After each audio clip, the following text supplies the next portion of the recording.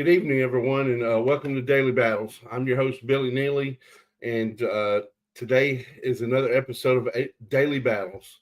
If you're new to Daily Battles, definitely first off, thank you very much for watching and spending your time to listen to us.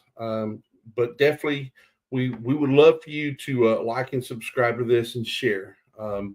If you don't know what Daily Battles is, Daily Battles is the untold stories of heroes and warriors that are overcoming PTSD.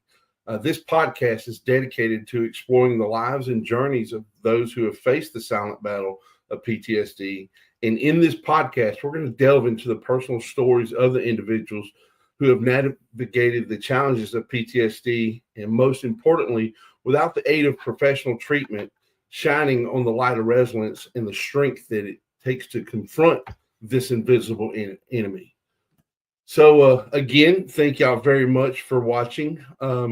This is an episode that's going to be a number 3 of a guest on here. This guest has had some amazing stories, a bunch of knowledge, and things that are definitely useful for the podcast. So if you're wanting to catch up, whether it's the other 2 podcasts that he's been a part of, or even the other podcast that I have, well, let me get it right. There we go.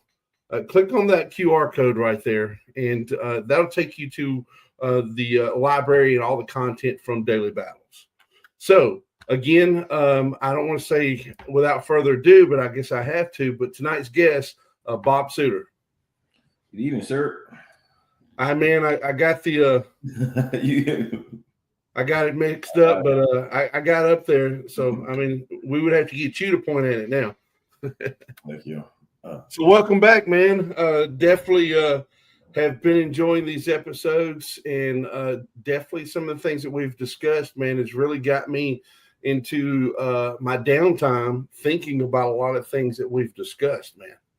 Awesome. Yeah. Which we know that's real important with the coping mechanisms and the coping skills of what we deal with. So first off, thank you very much, because a lot of things that you have discussed has been helpful, at least for this guy. Hell yeah. Yes. Go ahead, man. I was gonna say good to go. And we discussed we're gonna jump into not so much PTSD today, right? But we're gonna do TBI. TBI, most definitely, and those of y'all that don't know what TBI is, it's traumatic brain injury, and there's a lot of combat veterans and a lot of veterans that have experienced injuries in episodes and even events that TBI is probably one of the biggest things that they have to deal with, and PTSD as well. That's right. And in fact, the estimates currently are that somewhere around 35 to 45% of all veterans are dealing with issues from traumatic brain injury, whether it be mild to severe.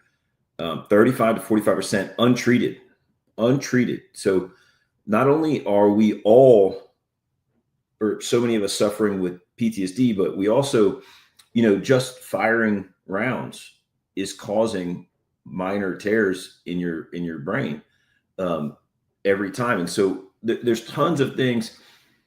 And we probably should say too that we also often participate in risky behavior that cause, riding a Sea-Doo, playing football. There's so many things, getting in fights, which we talked about last time, being a fighter, all those things. There's a lot of things that cause us traumatic brain injury, along with, again, just the incoming from overseas. Just the impact of the sound, if it's near you, can cause some real issues. So I don't know. So do you want me to break down kind of, I can go into some of the physiology real quick and kind of explain what happens with a mild traumatic brain injury and, how that occurs and essentially why.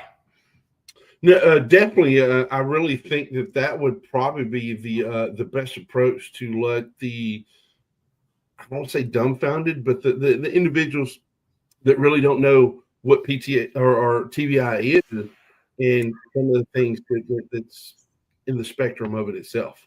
So with mild traumatic brain injury, one of the things, and even up to moderate, so and there's lots of different levels of brain injury, but one of the main things that is often missed, that your brain is basically like a piece of jelly inside of a bowl, right? And when the impacts happen, we see actual scarring and damage on the brain itself, right? I use my hand kind of like a brain. Excuse me. But one of the things we don't talk about a whole lot is it's not typically the actual impact and the bruising that causes long-term issues. It's actually what we call axonal injury. So every neuron, which I think there's 8 billion, is it 80 billion? 80 billion neurons inside of a brain. So this makes it almost impossible for us to really know what's wrong with every individual, and why it's so important to get evaluated. Is because there's not one single injury, right? And so what happens is, if we now don't consider my hand the brain, instead it's the cell body. If this is the cell body of a neuron, we have a chain that's attached to it called an axon. And that is what links our neurons, all of them, all 80 billion of them in our brain. They're all linked to a chain called an axon. And what happens is, when we get that whiplash moment, it actually stretches like a whip cracking. And when that happens, the axon itself is what takes on most of the injury. And essentially it becomes it dumps out all of the potassium, which is very important to keep inside the cell. And instead it absorbs calcium, which causes a bunch of problems. And without going too far into it, the big issue is metabolically, our brains have to work harder, because calcium, when it enters the neuron, tells everything around it not to send any more blood supply. It actually narrows the arteries and the capillaries, and it pushes blood supply away. So without actual intervention, like medical intervention, it's almost impossible to get better. So there's a lot of, I say medicine. I want to be clear that PT, OT, speech language pathology. So I'm sorry. So physical therapy, occupational therapy, speech language pathology, even rec therapy, which is what we've talked about a good bit, which has been very helpful for us. All these things can help. But essentially what happens is, when you get that injury, you have a metabolic deficit where you now can't really, your brain can't get back to where it was without some kind of assistance. So I suffered for 17 years with a brain injury that I was not treated for. I was diagnosed. I had multiple concussive blasts. I fractured my skull twice. I have 5 herniated discs, 2 ruptured vertebrae. I've fractured my hip twice. I'm wrecked. And when I was over there, I was an idiot. I did something stupid, and I didn't want to tell anybody. So that's been the source of, I would say, probably 95% of individuals that's been injured is. Oh, just yeah. Well, I was stealing sandbags from a place that we were told we weren't allowed to go. Oops. So anyhow, so I got a concussive blast while I was there, and it caused a lot of damage. Unfortunately, I didn't seek out any help. I got back to my unit. I just didn't say anything. And later on that same deployment, I had a dump truck fall on me. Thank God I stacked 2 wheels on top of each other. So when it fell on me, I had my Kevlar, because I knew I was in the sand. I was terrified. I had my Kevlar on, and I had my flak jacket. I actually ended up having a bruise the exact shape of my SAPI plate on my chest. Wow. Yeah, for a couple of weeks. It sucked. So they made me go lay down for probably a week, I think. But there was no treatment. It was just hey, you're jacked up, go lay down. And then when I didn't seem so jacked up, I got back up. When I came home, again, I was diagnosed. They're like, oh, yeah, for sure, you have brain injuries, man. And And then I was told that I was making up my symptoms, that I was being dramatic, that I was being whiny, that it was just like a blood pressure issue. And I started having, it's often referred to as seizure-like activity. If they don't actually see a seizure when it's recorded, it's referred to seizure-like activity. So I had basically probably 7 or 8 seizures in I want to say, I don't know, like 2-3 years. And it all started for me when I started, well, again, I was suffering with these issues, but when I really started having these seizures going unconscious, I actually had started nursing, and I started working in a hospital, and I found out that I have an autoimmune issue. I can't fight off pneumonia. So my body was, what I was compensating pretty well with the brain injury for a long time. And then with the pneumonia started hitting, that's when I started having these seizures. I started going conscious. I started banging my head off other things as well, which made it worse. All right. So Definitely. yeah. So unfortunately, and this is somewhere where I have no shame in going after the VA. They even recently have classified traumatic brain injury and PTSD as the same diagnosis, as if any medical professional on planet Earth has ever thought that PTSD and TBI they're not even related. So anyways, so luckily, as always, I'm repping my Shepherd's Men. The Shepherd Center, someone else reached out to me and said, hey, listen, I think you have a traumatic brain. I'm like, yeah, I know. I'm already diagnosed with it. They're like, well, you need to go get seen. So in 2016, I reached out to them. They looked at my stuff and they said, yeah, you need to come here now. So I did the responsible thing, and I got there in 2022 is when I actually received treatment. So I went for 6 months in 2022, and I didn't listen to a whole lot of what they were saying. And maybe we should back up just a little and talk about all the stuff that I was doing in advance before I went to compensate, right? Or to cope. So when I think it was around 2008 or 10, when I started really looking into, I started really having problems. I started looking into what can I do for myself? And one of the first things that I found was THC, right?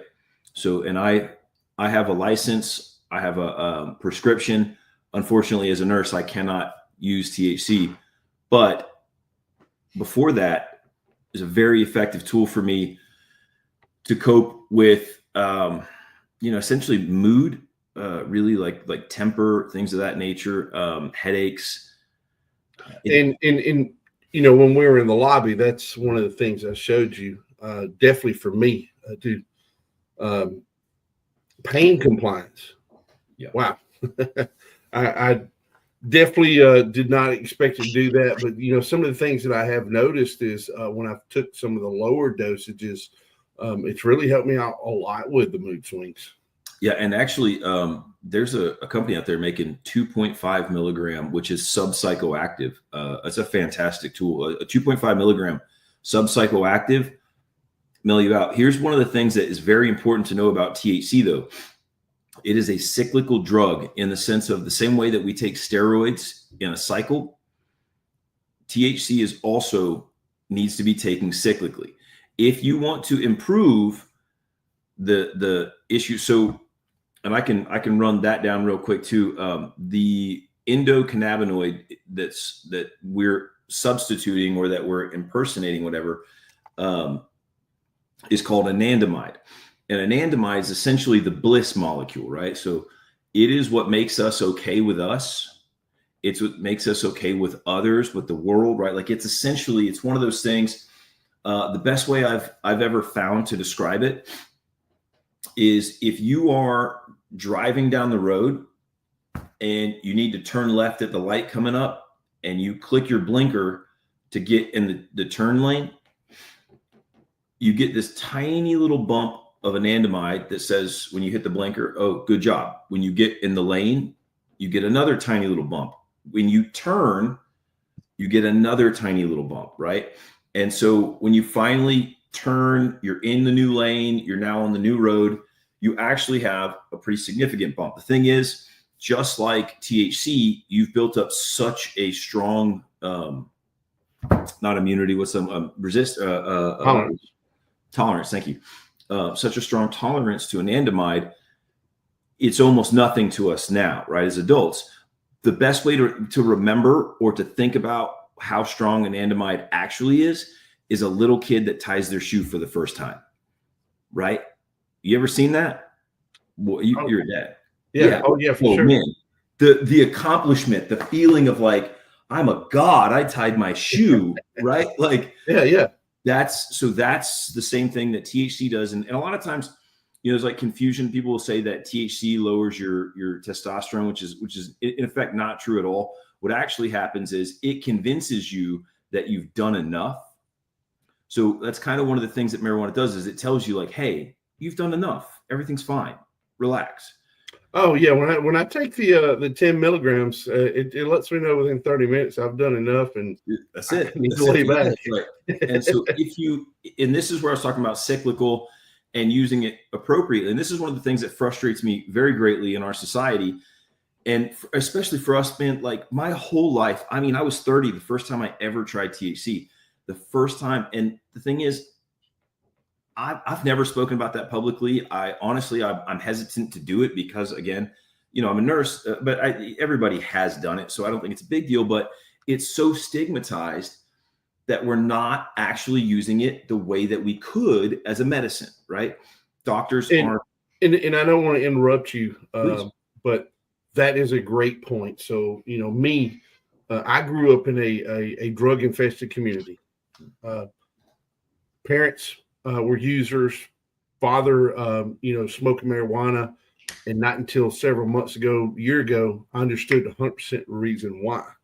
But naturally, during my tenure in the military, that was not a thing. Law enforcement, one of the things I specialized in law enforcement was to go get drugs. Yeah. So, 20 plus years of my life in uniform, that was something that I was not even considering.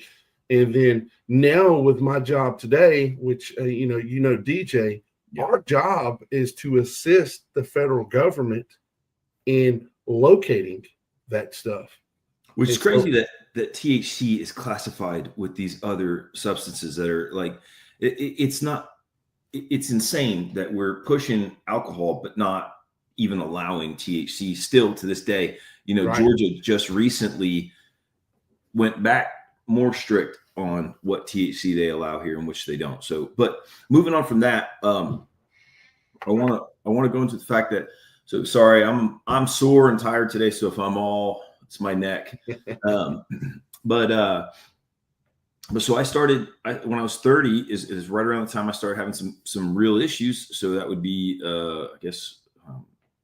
2013 is the first time I ever tried THC. And, it changed a lot of things in my life. And I would say that one of the things that, again, I want to focus on when I talk about THC being cyclical, meaning that you should use it for 3 months and then take 3 months off.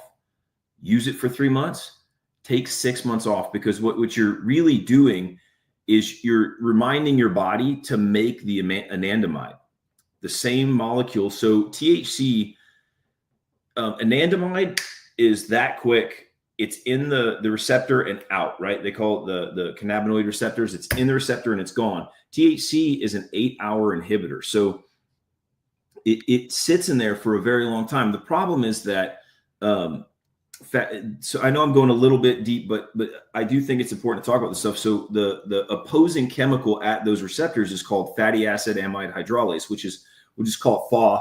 So FAW, not only, the way to think of FAW is, you ever see a deer get spooked or a horse? Oh yeah. So that is FAW running constantly in the normal wild animal brain, saying alert, alert, alert, alert, alert, alert. And so when something drops, boom, they're gone, because they've got an insane amount of FAW sitting at that receptor, versus the anandamide, which is the one that says, that was probably, you watch a horse, you toss them an apple, which is their favorite thing, and when that apple hits the ground, they're a mile away.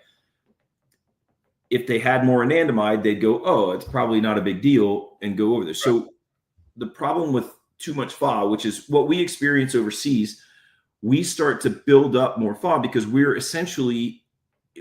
in danger at all times. So that system is running the fear constantly. Well, the problem is FA is actually the thing that breaks down anandamide. So essentially, the more FA you get, the less anandamide you're going to get. And at some point, the FA takes over and your brain stops producing the anandamide. So again, the anandamide being, the THC, it's not THC, it's an endocannabinoid, right? So THC is exogenous, meaning outside of the body, and endogenous, meaning inside the body. So endocannabinoid meaning what we make. We make our own weed. We just don't realize that we make our own weed. So essentially what happens is you can't get, and that's kind of one of the things that I want to push on people right now, that I'm not telling people to go take medicine. I'm not telling people to go smoke weed. I'm not telling people that you have to do things that I do.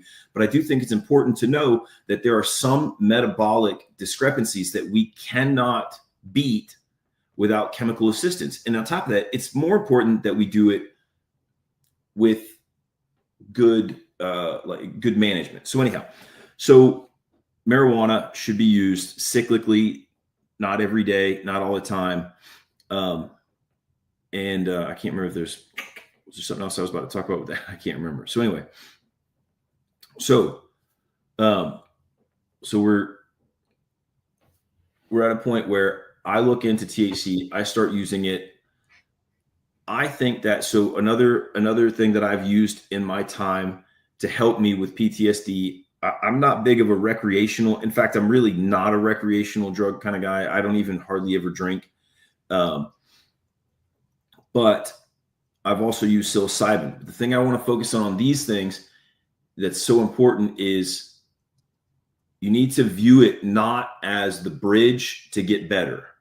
It is not. Instead, we need to view these chemicals simply as like binoculars that you're looking at the Niagara Falls or whatever, if you're looking at the Grand Canyon and you go to those binoculars and you can see down there. It's so important that we remember that these drugs are not showing us where we are now or where we're going to be. That's showing us where we have the ability to get to if you do the work and also use these things correctly. Anyhow, so I started looking into THC in around 2013 is the first time I ever used it. It was very helpful for me to kind of calm down, get a perspective on what's going on in my life. I also, at that time, I found the wilderness, which we've talked about, has in my opinion, getting out into the woods does more for me than any drug or medication or any therapy. As far as just making me peaceful and happy, I get out there, play with my dogs, whatever, and come back. So that was very helpful for me in kind of getting myself into a path of, okay, I need to start looking into getting better. So my traumatic brain injury occurred in 2005. One of the most severe occurred in 2005. And we discussed, you'll never forget coming home and hearing you've changed. It's one of the most, and they don't mean it to be, but it's one of the most devastating things we ever hear. And I surely have changed. Right. So, I've been essentially, I'm dyslexic now, but I'm not like 100% dyslexic, and I cope pretty well. And I've had some great treatment from the speech language pathologists at Share, who have helped me with that. And I've gotten much better. But I also cope with a lot of dizziness. I have an issue like long drives, shopping aisles, these things that they mess with because a lot of my damage, I was thrown into a vehicle and I hit the back of my head. And when that happened, it wrecked my occipital lobe possibly some cerebellar issues. Anyway, so when I started having these seizures, I was terrified, and I started looking for help every which way I could. I really wasn't getting it. I finally ended up calling the Shepherd Center, like I said, 2022. And I entered the Shepherd Center and the SHARE program. And one of the things that I think they do amazing, and this is one of the things that we need to talk about often, and we need to quote unquote normalize in our community, is what they call peeling the onion. All right. So I got a brain injury, but I've also got some pretty serious PTSD. On top of that, I have the autoimmune issue, right? Where I can't fight off pneumonia. I have pain, which pain is maybe like the most reliable thing in my life. I'm in pain all the time. It is constant. And so one of the things that they realize at SHARE, and one of the things I think, again, that's so needed to be talked about in our community, is we need to start treating all the things surrounding and the PTSD and traumatic brain injury. So when I got there, they started working on the pain and the PTSD. So one of the things I get is called a sphenopalatine block. So have you ever heard of the term, PTSD? Did we already talk about PTSI? No, we have not. Okay, so PTSI, and there's two different definitions of it right now. Kind of like there's two different people who kind of came up with the term. They're kind of arguing about whatever. We'll see who wins. I call my injury a PTSI.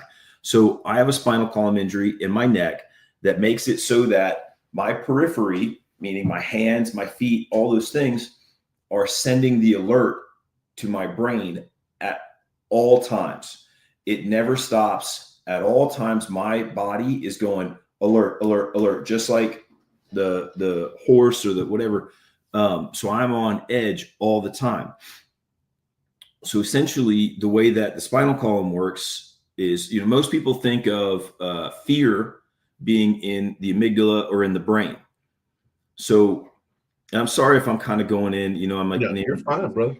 But so everyone thinks of fear as being something in our brain. The reality is that's true because our frontal cortex tells us, hey, the last time that this happened, XYZ, therefore you should have fear. But our startle response, right? So if I go boo and it gets a reaction, that is actually not really your brain. That's actually in your spinal column, right? So essentially, like if you go and it sounds crazy. So if you go and touch something hot, do you have to think, don't touch that? Nope. Your body doesn't. Memory. Because no. So what happens is your neurons from right here, they fire to your spinal column. Your spinal column detects the problem and tells your body. Then that same nerve in your spinal column sends a signal to your brain and says, hey, that thing that we touched, that sucked. Don't do that again. And so that's processed through your amygdala so your amygdala essentially is the processing center. It sends it to your frontal cortex, which is up here, which is what's inhibited when you use marijuana, when you drink alcohol, when you do all these other drugs. So that's your what we call executive function. So you're essentially using the front side of your brain to say, hey, don't touch it again. But the actual response of, oh shit, that's actually in your spine. So mine's jacked up. So I get a couple different treatments that help me greatly. There's an SGB, which is the stellate ganglion block. All right. So they put a needle in your neck and they go in and they put antiseptic into a ganglion is just a gang of nerves. Okay. And they block that area for those of us who have been injured in this way. Unfortunately, because of my injury, my anatomy is not correct anymore and I can't get those. So I get 6-inch Q-tips shoved into my nose. I get basically hung upside down. So my head's at the head of the bed is like this. and they pour antiseptic into those Q-tips. They got like open rods instead of sticks. And I have to lay for 15 minutes getting antiseptic poured into the back of my throat so it seeps through my throat and into my spinal column. Ouch. It's not great. But I will tell you what, this is something that I wish more veterans knew about, because you have to excuse me, I should have looked up the gentleman's name, but the Medal of Honor recipient, I actually read an article. I had a friend of a friend share an article. He's who got me to go look into it, because he said that it's like the difference of the moments before. Now he gets the one through the neck, he gets the stellate ganglion block, I get the sphenopalatine. Anyway, it's the same train, just a different stop, right? So he said it's like sitting in rush hour traffic in New York, and all the horns are blowing and I'm on high alert and everything's going wrong. And then he's like, the moment that it hits, it's like I'm sitting in a Cadillac with my feet up on a back road drinking a beer. And I can't express that is exactly how it is for me, to the point where I don't like to drive after I get this, because you take me from on high alert, everybody's out to get me. I remember telling a friend of mine one time, we were just kind of talking. We were bouncers together at a club, and it was kind of a rough club, so we got into a lot of fights. And I just remember he said, "Hey man," he's like, "Do you ever feel paranoid?" I said, "Brother, I don't know who it is, but they're always coming." Oh yeah, somebody is always coming. I don't know who the fuck it is, but somebody is always coming. So so it makes it so that they're not always coming, right? And that, I can't express how it changed my life the first time I got it. And again, I want to express that the best way to view this is not to think, oh, this is the fix for the rest of my life, which I do get them every 3 to 4 months. But instead, like, oh, this is what life used to be like and could be like again. That weekend, after I got the first one, I got to go home to my family. Man, I just sat there and just kind of processing all the snippy, I never meant to be, the mean ass uncle, right? The jarhead uncle, right? I never meant to be that guy. I never meant to be a mean sibling or snippy or any of that stuff. But then just sitting there and I'm going, oh man, I've taken offense to stuff that never belonged to be offensive. I've been irritated about this, that, the kid's too loud, this, everything's a problem. And it's like the THC, but it's without the high, where you just kind of calm down. Right. So that's been very effective for me. And the Shepherd Center does that. In fact, I just got one, probably a week or two ago. And then, which has been great too, because school's been stressing me bad. So, it's nice to not be freaking out as bad. So we talked about, I'm going through my notes right now. Sorry, I'm looking off screen, but, all right. So my first time through the Shepherd Center, I didn't get better. In fact, I started, the matrices. So all the tests they run you through, I started at a level where they were like, "Ooh, this isn't good." And then I left my first, so I did two, I always say I did 2 tours back to back at Share 2. I left there lower than where most people start my first time around. And that was because we hadn't figured out yet that the pneumonia was what was preventing me from getting better.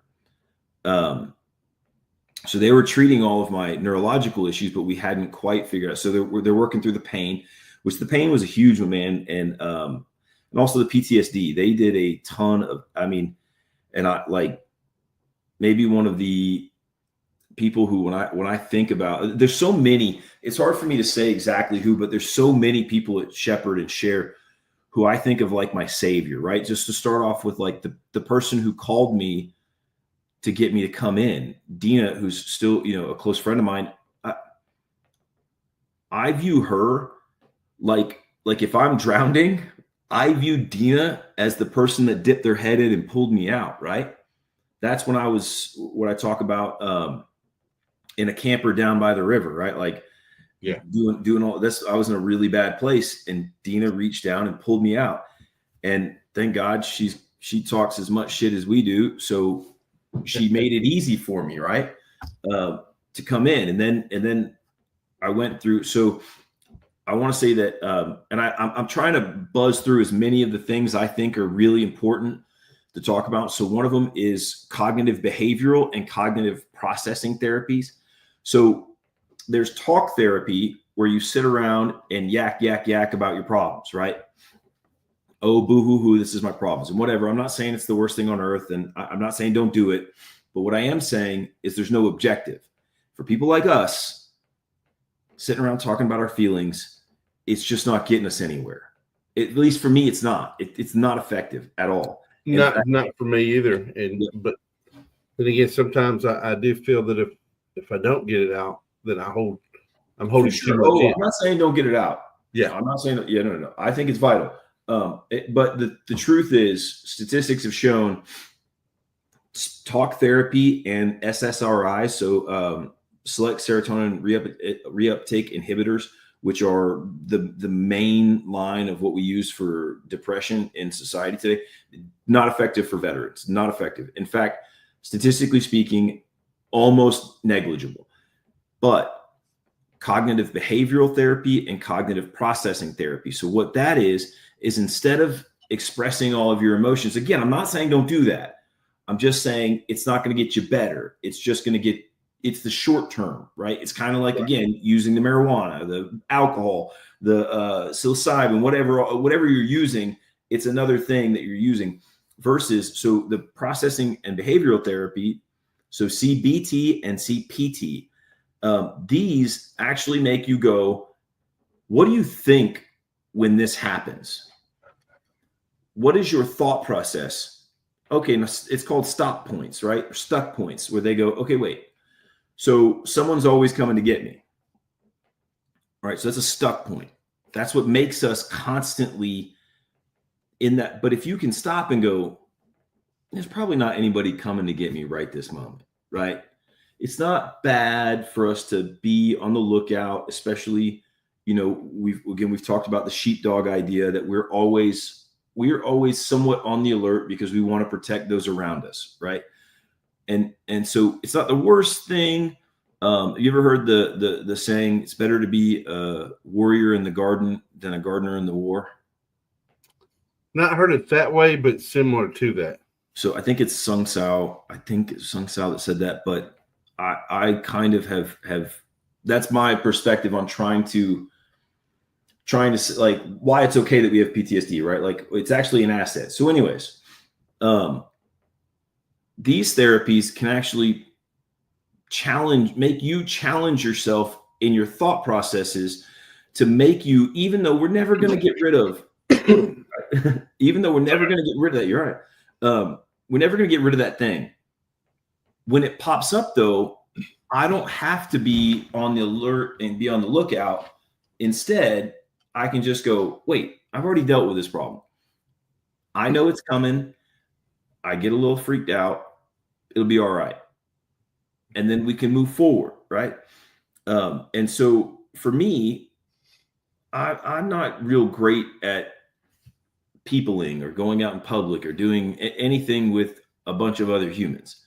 So I have to talk to myself kind of like, okay, you can do this. It's all right. We already know how many times we going out. So essentially that's kind of what it does.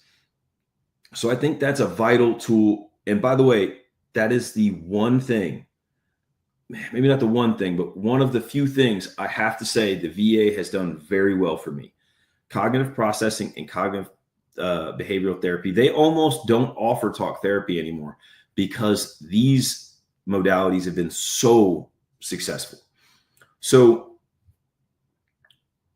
I go into Share because at the point where I entered Share in 2022, I had become essentially my world never stopped moving. I could not keep the world still. I was dizzy all the time. And so not only like is as if the world was shifting around me at all times and I could never get a hold of it. And then out of nowhere, it was like someone would pull the carpet out from under me. And the next thing I know, I'm on the ground. Now, in my mind, I just fell because I did eventually have these seizures with other people around. They told me, no, you didn't just fall. You face planted, you were unconscious for, 30 seconds, a minute, and then you came back. So I didn't know that at first. So anyhow, when that started occurring, I fell and busted my hip up in Indiana. I moved back down here. Once I busted my hip, now I can't athletically compensate, right? So even though I've been dizzy all this time, I've been an athlete for forever. And by the way, I was a fighter. I've been dizzy a lot too, right? So I couldn't compensate anymore. So now, I mean, like in 2022, it felt like, I don't know how to express this like correctly, but it felt like not only was somebody always coming to get me, but I was never going to be able to defend myself.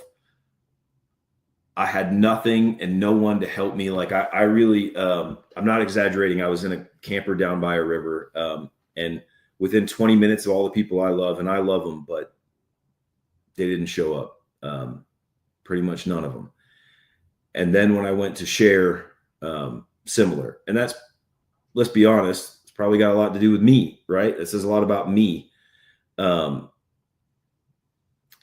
couldn't have been that enjoyable to be around, right? If nobody showed up while I was. And that's kind of ironic because during my deep and darker days, I was in a camper on a lake.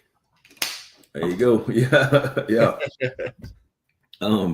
I so desperately want I want to like put in the middle of this, put up Chris Farley screaming in a van down by the river.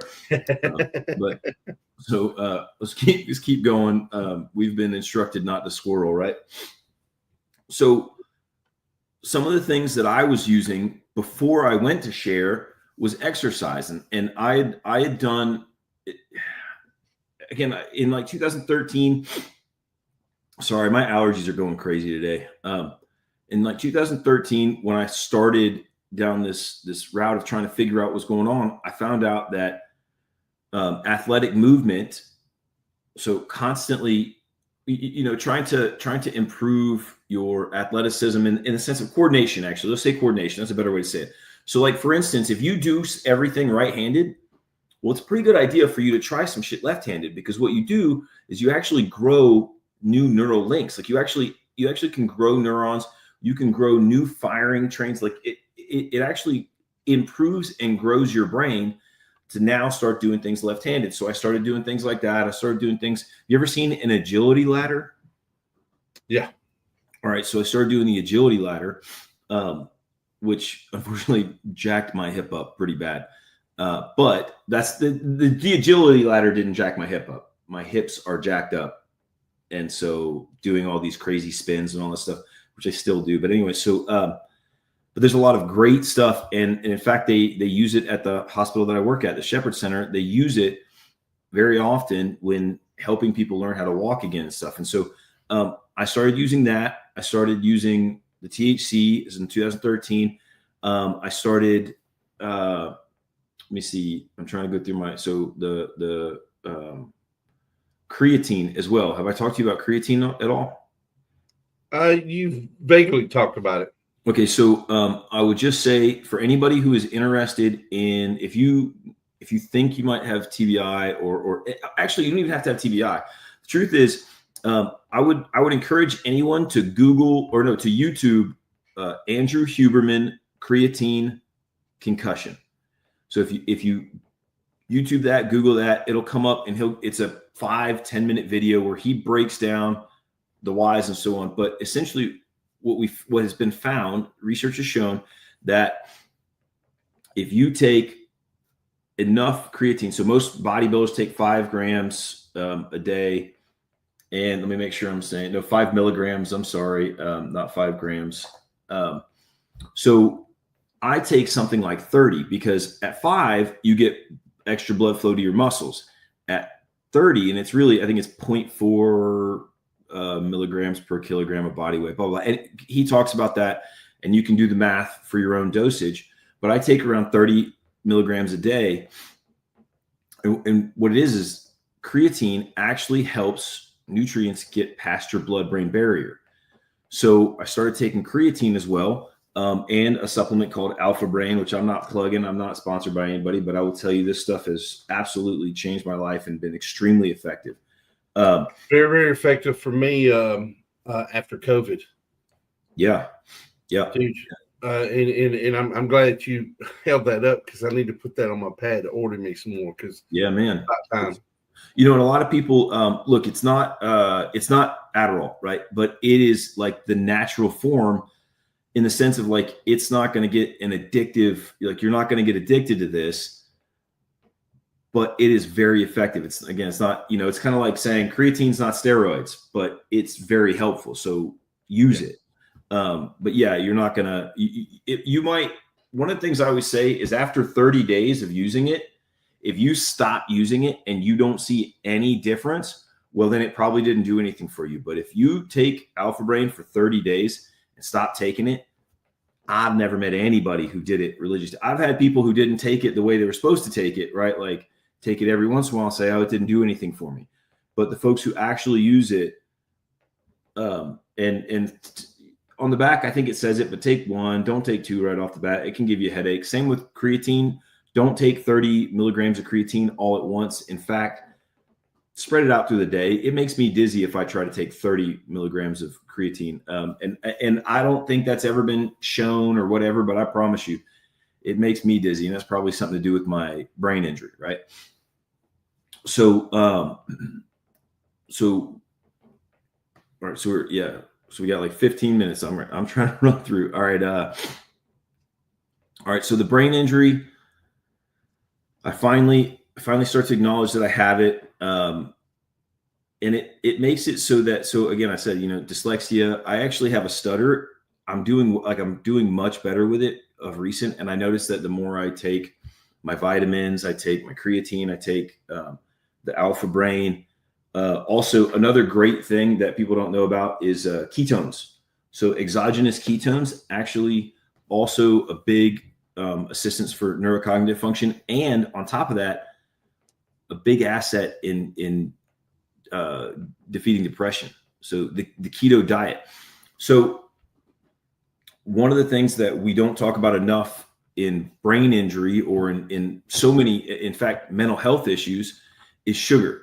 Right. So I have absolutely no problem saying the drug that we need to actually get rid of is processed sugars in our society.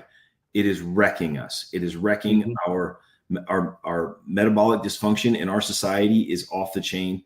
And on top of that, people with traumatic brain injuries. So for me, if I eat one night, my mom made something called gobs. So people call them something else too, but it's basically whoopie pies or whatever, like the chocolate with the like, it's not vanilla, but it's like a cream in the middle. It's so good. Moon pies. Kind of like a moon pie. Exactly. Yeah. But made at home and way better than a moon pie. And so I ate, I think 8 or 9 of those one night. And I couldn't drive the next day. My mom had to drive me home. I couldn't function. And again, I'm not saying that everybody deals with that, but after my brain injury, I just don't process sugar well, and it wrecks me. And I promise you, if you are dealing with TBI, which they say 35 to 45%, but what they're really saying is we know 35 to 45% are dealing with the symptoms and the issues from TBI, mild TBI. I think it's higher. But if getting rid of sugar is a huge part, right? Getting the right stuff in your diet, and also multivitamins. It's a big deal. Multivitamins are also a big deal. Yes. So getting yourself the nutrients that you need. And again, I feel like in an hour I'm buzzing through these things. I'm trying so hard I'm sorry. So let's see. Well, Well, I mean, back on the TBI thing. So Yes. I tried, and it's probably about 3 or 4 months ago. I tried a neurological therapy where they put the little probes on there and they send the energy through your brain and all of that. After 2 episodes of it, my stuttering started coming back. Oh, wow. And so I had mentioned that to the therapist, and she's like, "Hey, we've really not had any problems with something like that coming back." But I'd say probably after about 10 or 15 of those, my stuttering was actually getting worse. And with me, I stuttered growing up. Then after my TBI, boom, it comes back. It was frustrating me. So I don't know what treatment you're talking about. Do you remember the name of it? I don't write offhand. I have the flyers to it in my truck because I actually was going to recommend DJ for it, but that's when DJ had actually told me about you, and I was like, well, he's probably got something a little bit better. He's at Share now. Do you know that? No, I did not. Yeah. Well, I don't know if he's there right this moment, but he's actually in Share now. Good. Yeah, he's getting, and the thing is, and he's telling me, he's like, man, I got a headache all the time.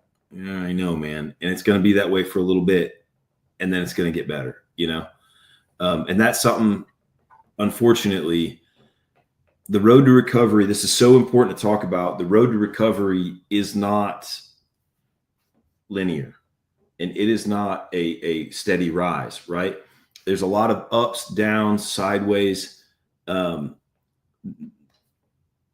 It can't be perfect, and it's going to hurt, right? It's just like working out. Working out hurts. What you got going on, brother? I was actually looking at flyers. I thought I might have had those flyers, but those are for something else. But I think it's vital to talk about the fact that, right, recovery is it's not, no one's recovery is a linear path to success, right? Like and it can't be. So we have to remember it's going to hurt. We don't want to be injured, but it's going to hurt. It's just like working out, right? Like no pain, no gain. Like you're going to have to go through some things, and sometimes you're going to hurt yourself, right? Sometimes you're going to go, right? While I was at Share, I didn't listen to them tell me over and over and over again, hey, you need to slow down. You need to pace yourself. I wasn't listening at all. In fact, I wouldn't sleep for days on end. And then I would go hunting in the middle of the night, which is how I think I've told you about some of my injuries. I actually gave myself another concussion while I was at Share. One of the best things about that place is when I got back, they gave me a hug and they said, we know, it's okay. You're fine. We'll just do it again. And they just ran the clock back and started over again, which is maybe one of the craziest things that I've ever had, because I think maybe I haven't failed to mention this. Share's free for veterans and for first responders. It's free. And that's because of Shepherd's Men, right? So we raise enough money that it's something like 20 to 30 people at a time right now are at Share. There's 20 right now. They're adding a new team. So there's going to be 30 at a time, and everybody's free. 100% free. Unfortunately, it is post 9/11. But if there's a veteran out there that is pre 9/11, don't not call them. Call them and they will send you to people who will help also for free. There's a lot of help out there. So when you say pre and post 9/11 is you got out of the military before 9/11, correct? Right. You got out of the military before 9/11. That's right. And so anybody post 9/11, free for Share. There've been a couple people I know of that have been through that were pre 9/11, but they have essentially there's another organization called the Avalon Alliance, and the Avalon Alliance essentially places those veterans in care, usually for free as well. So even, by the way, one of the great things again about Share, I'm going to beat this freaking horse till it's nothing there. If you're going through substance abuse issues, you can't start Share, but they'll pay for you to go get help. They'll pay for you to go to substance abuse counseling. They will pay for you to go to whatever you need to go to. So unfortunately, I'm sorry. I feel like I could run my mouth for hours about this topic. I'm sorry that I overrun these conversations, brother, but thank you, man.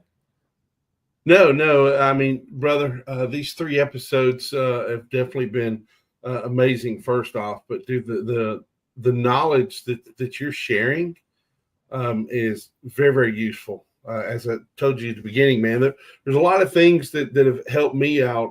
Definitely just opened me up in things, as in like creatine.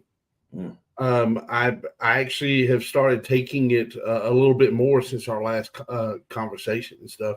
And I only just took it when I worked out. That was it. Yeah. But that's normal, but creatine is one of those things that I don't notice helping me until I stop taking it. When I forget, and believe me, I forget everything a lot. And then I start going, why do I feel like I'm not here? Like I'm not cognitively here. And then I go, oh, I haven't taken my creatine for a day or a couple of days. So, yeah. I mean, and I'm guilty of things like that too. Probably one of the worst things for me to remember is taking my testosterone shot. Dude, I'm terrible at it. I'm terrible. Yeah. And I'm a nurse. I'm a nurse. You'd think I'd be all over it. This is like my first week in a month that I was on time. Well, man, again, it's a pleasure having you on here. I think we probably could even roll over into another episode, man.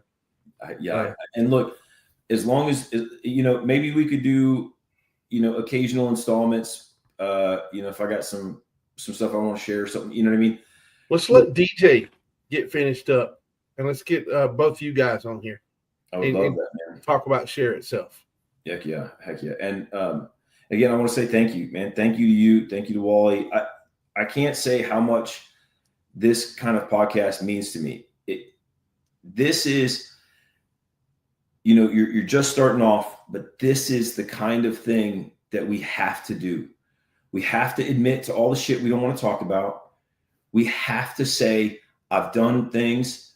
We have to say, I haven't been helped. We have to say, this is how you get help, And those are the some of the main points that I want to get across to our brothers and sisters.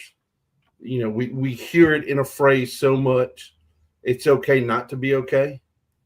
But I just add to it is you got to find that person to talk to. Yep. And until I got that and found that person, it was a battle that I was fighting worse than when I deployed. And that's just a key thing, letting them know that I can physically say it, you can physically say it, is something that has helped us out.